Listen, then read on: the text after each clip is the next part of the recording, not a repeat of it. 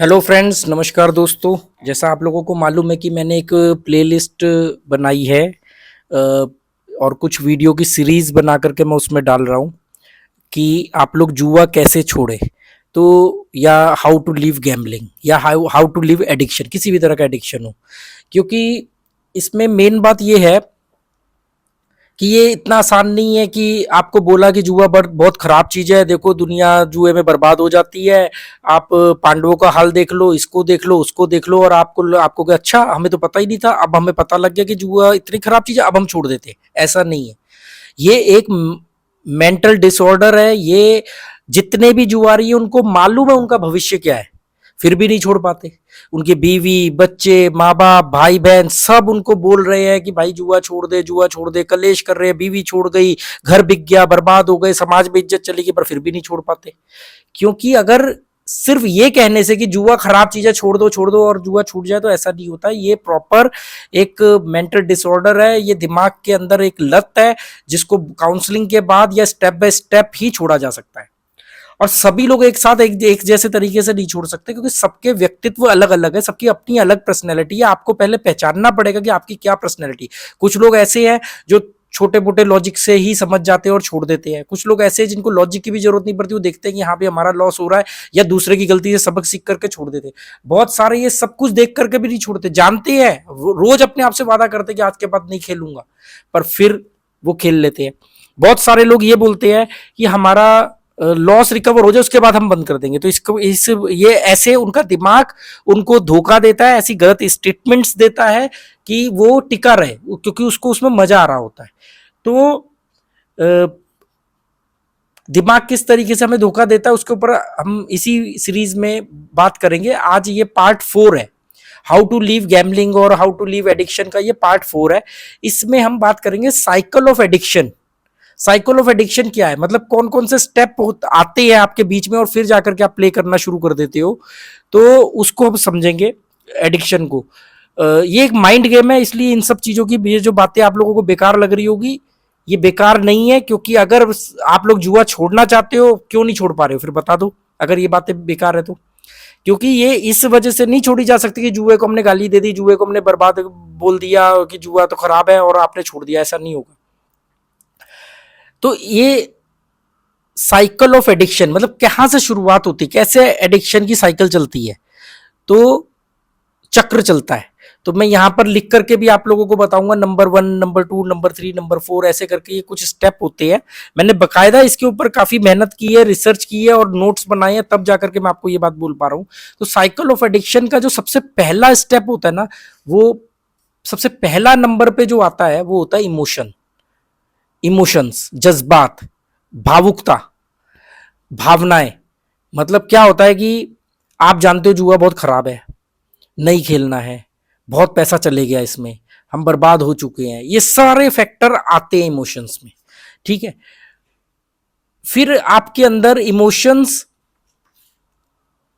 की वजह से आपका दिमाग आपको फिर बेवकूफ बनाना शुरू करता है। कैसे बेवकूफ बनाता है, वो आपको बोलता है कि पिछली बार मैंने ना ये गलती करी थी, अब मैं गलती नहीं करूंगा, इस बार मैं खेलूंगा तो मैं ढंग से खेलूंगा। दूसरा ये कि देखो इसमें पैसा गया है तो वापस भी आ सकता है, फिर वो रिकवरी का बहाना बनाता है कि नहीं नहीं रिकवरी हो जाएगी, गया है तो आ भी तो सकता है। या फिर वो आपको बोलेगा कि नहीं नहीं यार, एक बार मेरा पैसा वापस आ जाए ना, फिर मैं उसके बाद कभी नहीं खेलूंगा। ये जज्बात होते हैं। ये सब जब जब आप ये सब चीजें सोच रहे होते हो, मैंने क्या गलती करी, अब मैं एक बार मेरा पैसा आ जाए, इतना भी आ गया तो भी मैं बंद कर दूंगा, नहीं बंद कर पाओगे। 1001% कह रहा हूं, जैसे ही आप जो सोच रहे हो कि उतना पैसा भी आ गया तो मैं बंद कर दूंगा, वो पैसा आने के बाद आप नहीं बंद करोगे, क्योंकि पैसा आते ही आप खुश हो जाओगे। इमोशंस की वजह से होता क्या है कि आप जब उसको प्ले करते हो, तो उस प्ले करने में जो मजा आता है, जो फाइट लड़ी जाती है, बेट गई, बेट आई, पैसा गया, पैसा आया, हारने का गम, जीतने की खुशी, इसमें ये जो फाइट लड़ने में ना आपके दिमाग को मजा आने लग जाता है। मजा आने लग जाता है। अब यहां पर वो पैसा जीतने के लिए नहीं खेल रहा है, उसको लग रहा है, वो अपने आप को धोखा दे रहा है कि मैं जीतने के लिए खेल रहा हूं, या मेरा जो गया हुआ पैसा है वो आ जाए तो मैं इसलिए खेल रहा हूं। नहीं, उसको वो खेलना, वो फाइट लड़ने में दिमाग को मजा आ रहा है, बाकी सब तो वो बहाने बना करके आपको दे रहा है। सबकॉन्शियस कॉन्शियस को बहाने बना करके दे रहा है, क्योंकि कॉन्शियस तो जानता है कि गलत चीजें मैं क्यों खेलूं, तो सबकॉन्शियस उसको फिर रीजन देता है, नहीं नहीं एक बार लॉस आ जाए, कवर हो जाएगा, रिकवरी हो जाएगी, फिर बंद कर देंगे। ऐसे करके वो इमोशंस एक, ये जब आप इन सब चीजों के बारे में सोचते हो, कोई भी किसी भी दिन खेलने से पहले, तब आप ये जब चीजों के बारे में बात करते हो, तो फिर आपके अंदर सेकंड स्टेप होता है इच्छा, कि नहीं नहीं, जब आप ज्यादा बात करते हो, भले ही आप जुए को कोसने के लिए बात कर रहे हो, या मेरे से गलती हो गई, मैं बर्बाद हो गया, मुझे नहीं खेलना चाहिए था, मैं दोस्त की संगत की वजह से आ गया, फलाने की वजह से आ गया, ढिमकाने की वजह से आ गया, अकेलेपन की वजह से, वो मैंने कारण पे हमने थर्ड वीडियो में बात करी होगी, कारण क्या क्या होते हैं थर्ड पार्ट में। तो पहला इमोशंस, उसके बाद जब इस बारे में आप सोचते हो, बहुत कुछ सोचते हो, तो फिर आपके अंदर इच्छा जागृत होती है, इच्छा कि प्ले करने की इच्छा, पहले सोच से, क्योंकि आप एक दिन पहले हारे होते हो, लॉस में होते हो, दुनिया आपको कोस रही होती है, तो आप जज्बाती होते हो, साबित करने के नाम पर या अपना मन हल्का करने के नाम पर आप जज्बाती होते हो, फिर आपके अंदर इच्छा जागती है कि नहीं नहीं यार खेल लेते। जैसे होता है ना, किसी को नींद नहीं आती शराब पिए बगैर, तो वो क्या करता है, वो 2 पैक शराब पीता है, फिर सोता है। ऐसे करके सेम एडिक्शन, कि उसको लगता है कि अब इन सब झंझटों से ये है कि मैं खेल ही लेता हूँ, थोड़ा सा टाइम पास तो होगा, मन तो हल्का होगा, ध्यान तो भटकेगा। तो उसके बाद आती है दूसरे नंबर पर इच्छा, आपके अंदर इच्छा जागृत होती है। इच्छा जागृत होने के बाद में आप थोड़ी देर तो उस इच्छाओं से लड़ते हो, नहीं नहीं आज नहीं खेलूंगा, कल खेलूंगा, आज पैसे कम है, पैसे नहीं है, उससे मांग लेता हूँ, इससे कर लेता हूँ, ये कर लेता हूँ, वो कर लेता हूँ, करके थोड़ी देर बाद आप फाइनल इच्छा के बाद फाइनल स्टेप मान लेते हो कि अब मुझे ये खेलना है। थर्ड स्टेप होता है एक्शन। एक्शन मतलब इच्छा को इंप्लीमेंट करना, मतलब अब आप जाओगे, ऑनलाइन वाले ऑनलाइन में, ऑफलाइन वाले ऑफलाइन में। ऑनलाइन वाला सीधा मोबाइल निकालेगा, कहीं दो यार दोस्त से पैसा पकड़ेगा, या अगर उसके पास बैंक में कहीं पैसा होगा या किसी काम का रखा हुआ पैसा होगा, वो उसको डालेगा और उससे खेलना शुरू करेगा। पहला स्टेप था जज्बात, जो हम अपने अंदर सोचते हैं अच्छा बुरा जुए के बारे में, फिर उससे सोचने के चक्कर में इच्छा आ जाती है।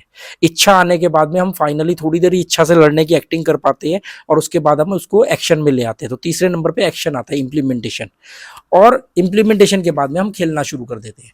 और इसके बाद फिर एक और चीज आती है, क्योंकि आप ये सेम तीनों स्टेप आप कई बार कर चुके हो पहले, तो इसकी वजह से क्या होता है कि आपकी बेट धीरे धीरे इंप्रूव होती है। आपका घाटा बढ़ता कैसा है, आप हमेशा बराबर थोड़ी हारते हो, आप कभी भी देखना कि आप धीरे धीरे ज्यादा हारने लगते हो, मतलब आपकी बेट इंक्रीज होने लग जाती है। अमाउंट कम हो जाएगा पर बेट का जिगरा बढ़ जाएगा। आप कहोगे ना कि यार इंक्रीज कैसे होगी, आदमी बर्बाद हो गया तो इंक्रीज कैसे होगी। क्या होता है, शुरू में आदमी के पास पैसा ज्यादा होता है, वो खेलता है, वो पैसा गवा देता है, बाद में वो कहता है कि मैंने गलत तरीके से खेला, मुझे पैसा बैकअप के दाम पे रखने थे, मुझे छोटी बेट खेलनी चाहिए थी, अब अगर पैसा आएगा तो मैं छोटी बेट खेलूंगा। मैंने बहुत सारे जुआरियों से बात की है कसिनोज में, वो कहते हैं हमारे पास बैकअप नहीं है भाई सब, नहीं तो हम तो जीत जाते।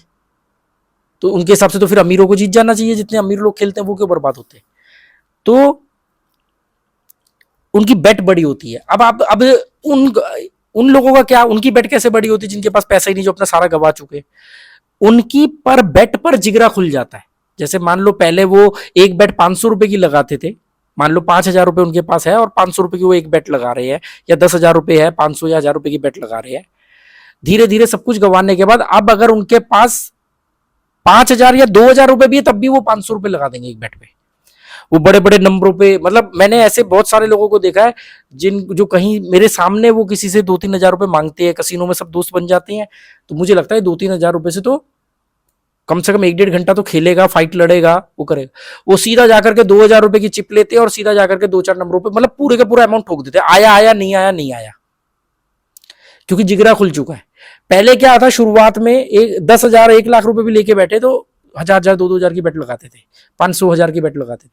पर अब 2,000 आया, 2,000 रुपए एक बेट पे ठोक देंगे। इंप्रूव होने लग जाता है आपका स्किल। ये स्किल नहीं है, मतलब जुआ खेलने का जो एडिक्शन है, उस पर जो रिस्क लेने की क्षमता है, वो क्वांटिटी इंक्रीज हो जाती है। अमाउंट कम हो गया, बेट लगाने की क्वांटिटी बढ़ गई। पहले आप 10,000 रुपए में 1 घंटा खेलते थे, आप आज की डेट में अगर आपके 5,000 रुपए भी आ जाए तो आप 2 बेट में खत्म कर देते हो या 1 बेट में खत्म कर देते। ऐसे मैंने बहुत लोगों को देखा है।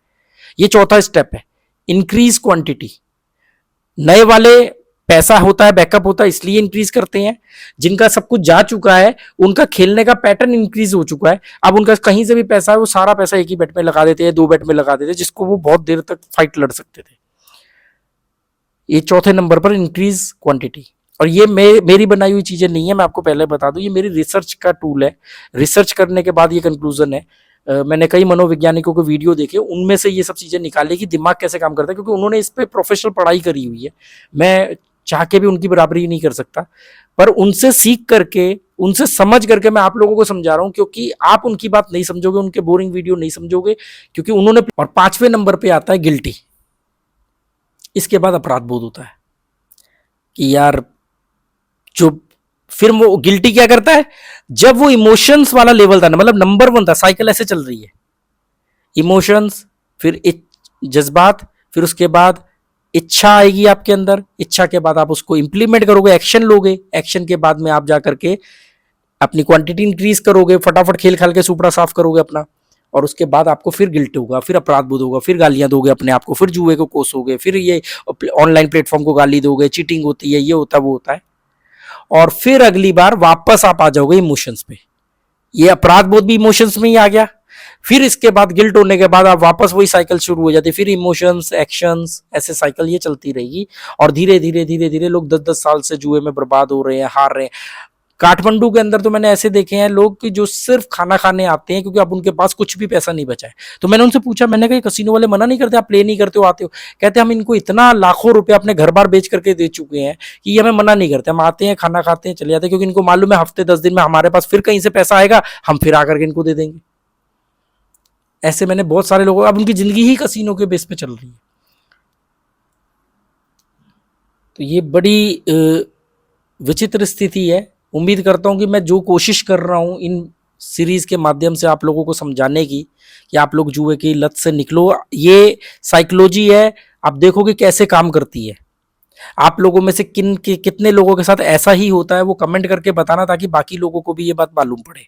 इन वीडियोस के मैं मोनेटाइजेशन ऑफ रख रहा हूं, क्योंकि इन वीडियो के दौरान कोई भी बीच में ऐड नहीं चलेगी, ताकि ये वैल्यूएबल बात आपके दिमाग तक पहुंचे, किसी ऐड वगैरह की वजह से आप डिस्ट्रैक्ट ना हो। मैं इसका मोनेटाइजेशन ऑफ रख रहा हूं, और मैं चाहता हूं कि ये वीडियो जरूरतमंद लोगों तक पहुंचे।